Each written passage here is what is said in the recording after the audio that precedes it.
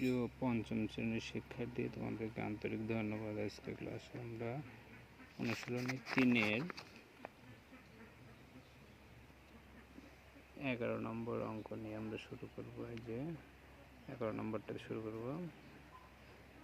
ভাজক 78, ভাগফল 25 এবং ভাগশেষ হলো ভাজকের 1/3।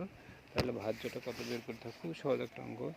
এখানে সব দেওয়া আছে। আমরা তাহলে ভাগশেষ, যেহেতু ভাজকের 1/3, তাহলে আমরা ভাগশেষ হবে ভাজককে 3 দ্বারা ভাগ, 78কে 3 দ্বারা ভাগ করলে আমাদের ভাগশেষ বের হলো। তাহলে আমরা সূত্রের মধ্যে আমরা জানি ভাজ্য সমান ভাজক গুণন ভাগফল, সঙ্গে যোগ করতে হবে ভাগশেষ। তাহলে ভাজ্য বের হবে যে আমরা এখানে 78 গুণন 25 যোগ 26, 950, তাহলে 1976। এটা আমাদের আজকের অঙ্ক 11 নম্বরের সমাধান। আমরা চলে যাবো এবারে 12। ভাজ্য এত, ভাজক এত, ভাগশেষ এত এবং ভাগফল কত। ভাগফল আমরা বের করবো। এখানে খুব সুন্দর করে দেওয়া আছে।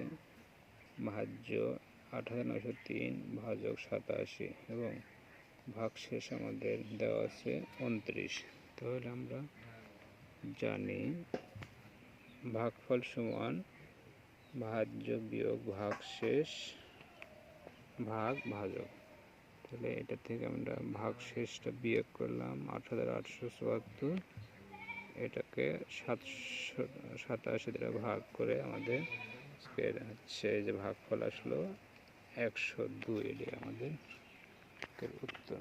ধন্যবাদ। আমরা এবারে চলে যাব 13 নম্বরে। খুবই সহজ একটা অঙ্ক রয়েছে। এই যে সুন্দর একটা অঙ্ক। একটি কারখানা 7 দিনে 2520টি সাইকেল তৈরি করে। এই কারখানায় 3 সপ্তাহে কতটি সাইকেল তৈরি করতে হবে? এটা খুব সহজ অঙ্ক। আমরা এই 13 সমাধানে দেখতে পেলাম মানে 1 সপ্তাহ সমান 7 দিন, তাহলে 3 সপ্তাহ আমাদের আসবে কত দিন? 21 দিন। ধন্যবাদ। এবার আমরা 7 দিনে তৈরি হয় 2520টি সাইকেল, তবে একদিনে তৈরি হবে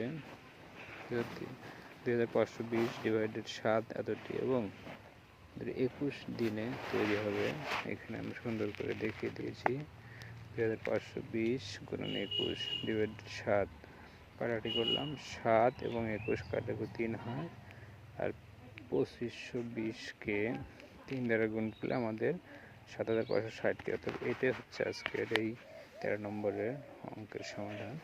এবারে আমরা চলে যাব 14 নম্বরে। যে আয়সা এত টাকা দিয়ে 3টি খাতা কিনলো, 12টি খাতা কিনে তার কত টাকা? এটা একটা ঐকিক নেওয়ার মতো খুব সহজ একটা অঙ্ক। হয় যে 3টি খাতা কিনলো 72 টাকা দিয়ে, একটি খাতা কিনলো, তাহলে বের হবে ভাগ করে বের 24 টাকা দিয়ে। অতএব 12টি খাতা কিনবে 24 গুণ 12, অর্থাৎ 288 টাকা দিয়ে।